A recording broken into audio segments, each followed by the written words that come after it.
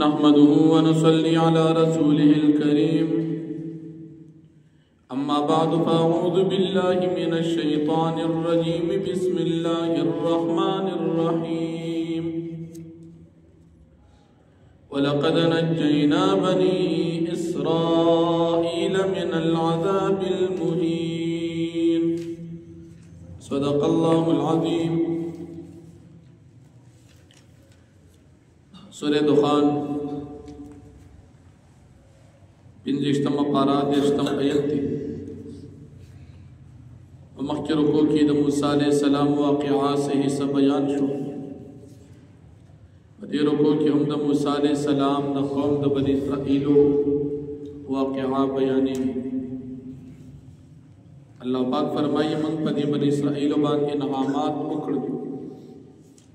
یو ظالم بادشاہ فرعون نه مونږ خلاص کړو او دې ته مونږ په دغه وخت کې په نورو قومونو باندې اوچتوالی او فضیلت ورکړو. دې ته مونږ نعمتونه ورکړل، من او سلوا د پاره امتحان. بیا د مکې د مشرکانو قباحت الله پاک بیانوي چې دا د مکې مشرکان وایي چې د دنیا پیدا کېدو نه بعد زمونږ د پاره به صرف دغه یو مرګ دی او بل څه نشته. یعنې کم یو پېره موږ مړه شو بس هغې نه بعد دوباره ژوندون نشته، نه قیامت شته، نه حساب کتاب شته، نه د قبر عذاب ثواب شته، هېڅ هم نشته. او که خامخا ستاسو خبره وي چې د مرګ نه بعد ژوند شته، بیا نبی علیہ السلام ته وایي ته زموږ پلاران بیا را ژوندي که نو موږ به پوه شو چې ته پیغمبر یې او د قیامت نه بعد ژوند شته.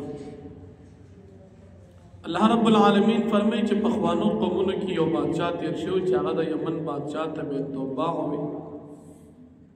آیا دوی د هغه نه بهتر دي څه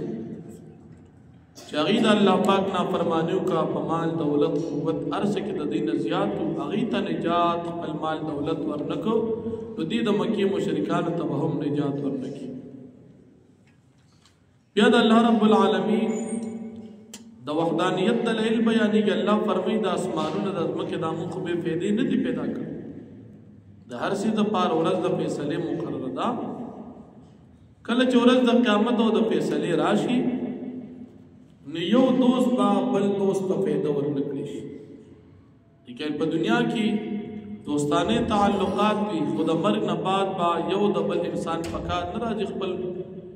حساب کتاب خپل خولو کې به هر انسان ډوب وي. که په چا باندې الله پاک رحم وکړو، امداد وکړو، لکه الله پاک د شفاعت موقع چاته ورکړي. قیامت کې به حافظان د قرآن کریم دی ته الله پاک موقع ورکوي، دی به شفاعت کوي د خپل خاندان د 10 کسانو. شهیدان به شفاعت کوي د خپل خاندان د خپل ملګرو د 90 کسانو. علما به شفاعت کوي د خپل تمام متعلقین و محبین و خادمان. د دومره انسانانو شفاعت به کوي لکه څومره چې په اسمان کې ستوري. پیغمبران به هم شفاعت کوي، لیکن دا ټول شفاعتونه دا به الله پاک په رحم باندې کېږي. بیا الله جل شانه د مجرمانو کافرانو د پاره چې په جهنم کې کومه خوراکه تیاره کړې ده هغې ذکر کوي. جهنم کې موږ د دې کافرانو د پاره د زقوم یوه اونه تیاره کړې. هغه به دا کافران او دا ګناهګاران خوري. لکه مثال ابو جهل او د دې دا سرداران دا به دومره ګرم وي لکه په شان د ویلې شوي اوسپنې او تانبې. ګېډو کې چې واچي ګېډو کې به خوټ کېږي لکه څنګه چې په کټوې کې ګرمې اوبه خوټ کېږي. الله دې موږ او تاسو وساتي. او دې ته ویلې شوي د اوس کې په زور به پسکي. تر دې پورې حدیث مبارک کې راځي چې کله دا دې سکي نه به سکي ډېرې زیاتې ګرمې وي، فرشتې به په زور ورواړي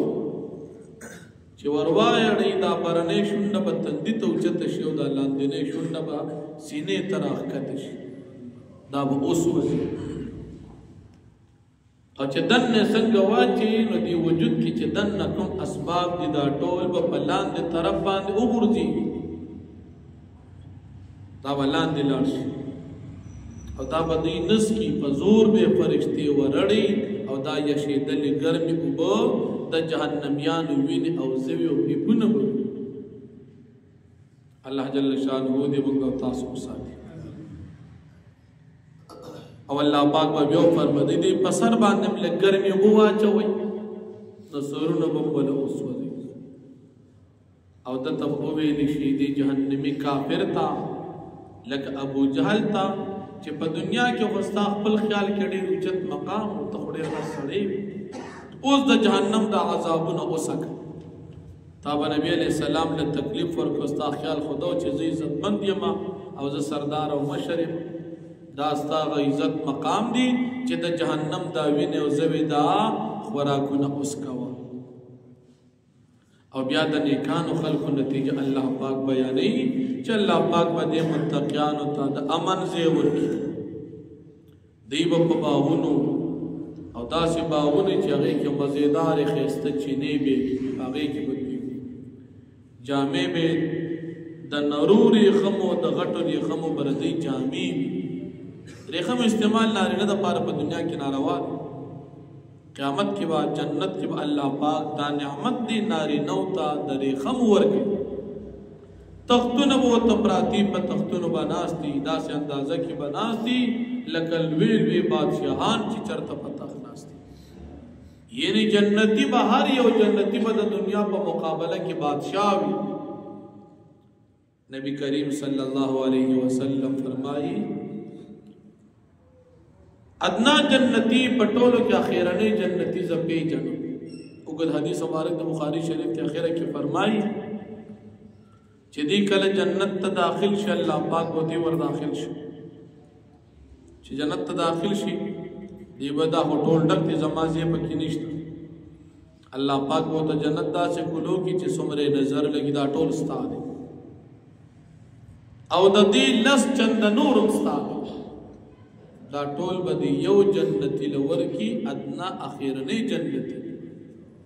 چې الله جل شانه دی یو جنتی له دومره ورکړي نو د دنه وړاندې جنتیان له به څومره ورکړي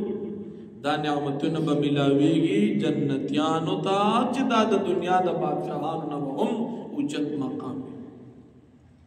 او د جنت حورب الله پاک دې ته په نکاح باندې کم نعمت چې دی غواړي دی ته الله پاک په جنت کې ورکړي او دی چې کم مخ کې مرګ د دنیا سکل دی بس د دین بعد به دی د پاره هیڅ قسم مرګ ني یعنی دائمی او ابدی زندگی د جنت دا به الله دې نیکانو ته ورکړي د جهنم د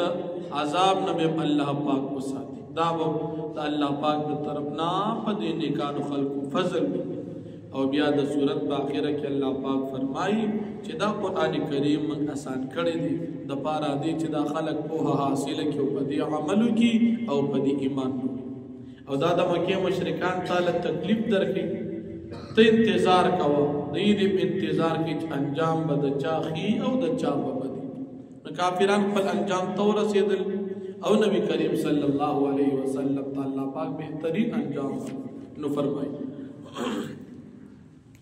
ولقد نجينا بني اسرائيل من العذاب المهين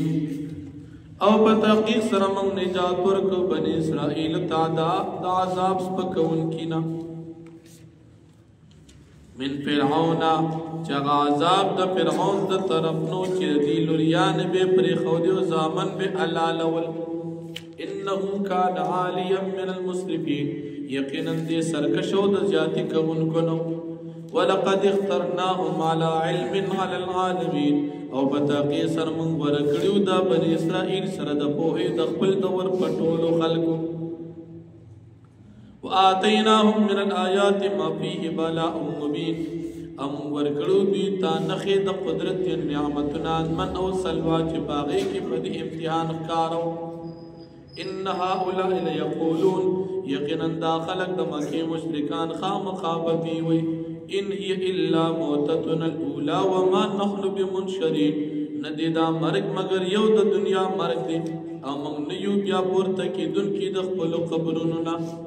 فاتو بآبائنا ان کنتم صادقین پس تاسو راولې زمون پلاران ژوندي که چېرې تاسو د قیامت او د مرګ نه بعد د ژوند په باره کې رښتوني اهم خیر ام قوم تبع آیا دا د مکې مشرکان بهتر دي په قوت طاقت کې یا قوم تبع بادشاہ والذین من قبلهم وکسان چې دوی نه وړاندې تیر شو اهلکناهم انهم كانوا مجرمین من غي هلاك یقینا وغي مجرمان وما خلقنا السماوات والارض وما بينهما لاعبين او من نور پیدا کړی اسمان او زمکه چې په ما بین د دې دواړو کې دا به پیدا ما خلقناهم الا بالحق ولكن اكثرهم لا يعلمون من ندی پیدا کړی دا دواړه مگر د پاره د اظهار حق لیکن اکثر د دوی نه پیږي ان یوم الفصل میقات اجمعین یقینا روز د فیصله مقرر نیټه دا د ټولو د جمع کېدو یوم دا ورځ د لا یغنی مولا عن مولا شیئا ولا هم ينصرون چې پکار برا نشي یو دوست بل دوست هیڅ ولا هم ينصرون نو به مدد کول شي الا من رحم الله مگر ک الله پچا رحم وکي انه هو العزیز الرحیم بیشک اللہ پا غالب رحم کون کے ذات ان شجرت الزقوم بیشک اند الزقوم طعام الاثیم دا خوراک دا گناہگارو دی کالمحل پشاند ویلی شوی اس بنی یغلی فی البطون چی دا بجوش وحی پگیڑو کی کغلی الحمیم پشاند یشید الابو یا پشاند گرم ابو چی غیشیگی خودوه دا اللہ حکم بونی اوشی چی انی سیدہ کافران فاعتلوه تاسو دارا کا الى سواء الجحیم منز جہنم تا ثم سقوا فوق رأسی من عذاب الحمیم بیا تاسو واړوي د پسر باندې عذاب گرم یعنی گرمی شدید لیوبو ذوق دی کافر تبا د کافر بارک یو فرشتي ته حکم وشي چې دی کافر تبو ویل شي ته وسکا انک انت العزیز الکریم یقینا ته ډیر عزتمند په دنیا کې په خپل خیال کې ان هذا ما كنتم به تمترون یقینا دا غسر چې تاسو پر دی بارک شکول ان المتقین فی مقام امین بشک متقیان با پزید امن کی فی جنات و عیون په جنتونو په چینو کې یلبسون من سندس و استبرق متقابل دی با اچي اغون دی با بارک ریخم او غټ ریخم یو بل تو مخامخ په تختونو ناس كذلكم دارنگی وزوجناهم بحور عین او فنکا باندې ورکو دوی تا غټ غټ سترګو والا حورې يدعون فيها بكل فاكهة آمنين دی براغواړي په دې جنت کې د ځان د پاره قسم میوه په امن سره لا يذوقون فيها الموت الا الموتة الاولى دی بنسکی په دې جنت کې مرګ مگر هغه په خوانه د دنیا والا مرګ ووقاهم عذاب الجحيم او الله پاک بدی بد کی د عذاب د جهنم فضلا من ربك دا استاد رب د طرف نه فضل ذلك هو الفوز العظيم دا لوی کامیابی ده فانما يسرنا بلسانك لعلهم يتذكرون فسيقنا من آسان کړي دی قران کریم لرستا په جواب د پارا دې چې دا خلق نصیحت حاصل کی ایمان وروړي فرتقب انهم مرتقبون بس د انتظار کو یقینا دی انتظار کوونکي واخذ الحمد لله رب العالمين